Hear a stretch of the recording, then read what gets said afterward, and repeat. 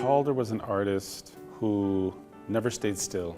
He was an artist who was constantly inventing and reinventing.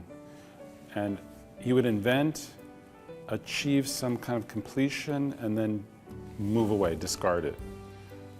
Always moving through new options, new frequencies, new intuitive moments, and creating work that is left now, like what's left behind from him is left here to inspire us.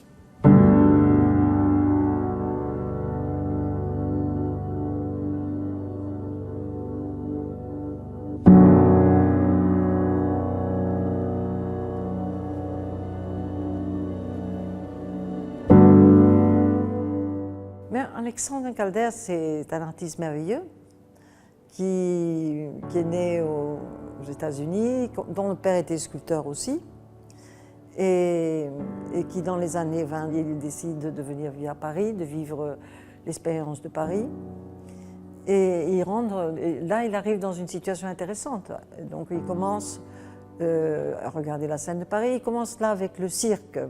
C'est là où il commence à monter son spectacle du cirque. Et tous les artistes viennent le voir parce qu'ils adorent. Et il se fait ami de Miro, de tous ces artistes qui étaient à Paris à cette époque, et surtout beaucoup Miro. Mais ensuite aussi, il connaît Duchamp, il les connaît tous. C'était un moment aussi très inventif et un moment très spécial à Paris.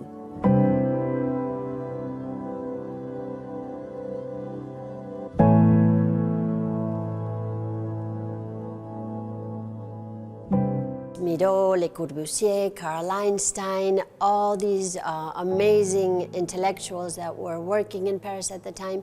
He meets them through these shows that he has of the circus, where he would invite people to his studio and do a show of the circus. And this allowed him to really develop art that was very different at that time. Sculpture was always a very static thing. It was a very heavy thing. And Calder, I find his sculpture doesn't take over the space, but rather transforms the space. And he's especially important to talk about the movement that he introduces into sculpture.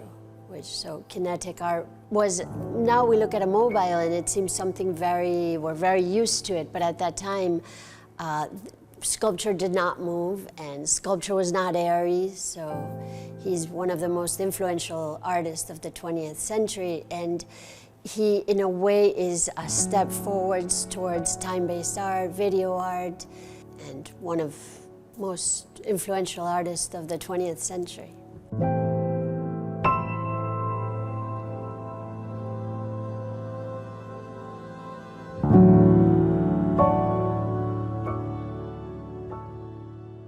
It's really important to look back at who were the artists that had an influence on Calder, I think. It gives us a way of kind of understanding what he's actually up to, what he's up to.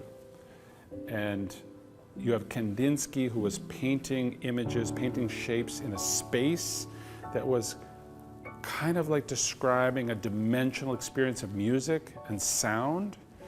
And you have Jean Arp, who people should explore, who had a couple of different effects on Calder. One is the form.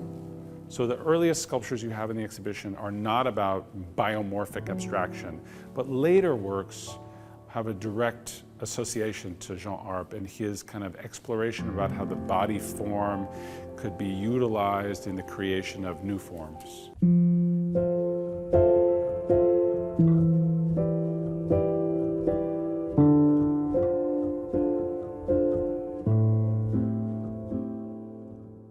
But Arp also had other kind of attitudes about how nature, the natural experience of life, I don't mean nature, trees and plants, I mean just the way we go about a day, the natural way of living, or natural effect, like he would take scraps of paper and drop them, and where they fell became the composition.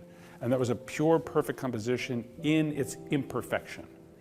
So Calder really loved that idea, that a mobile could move and become a little distorted and a little less attractive, and then could evolve back out and have another kind of experience as it reaches out to grab space and carve space.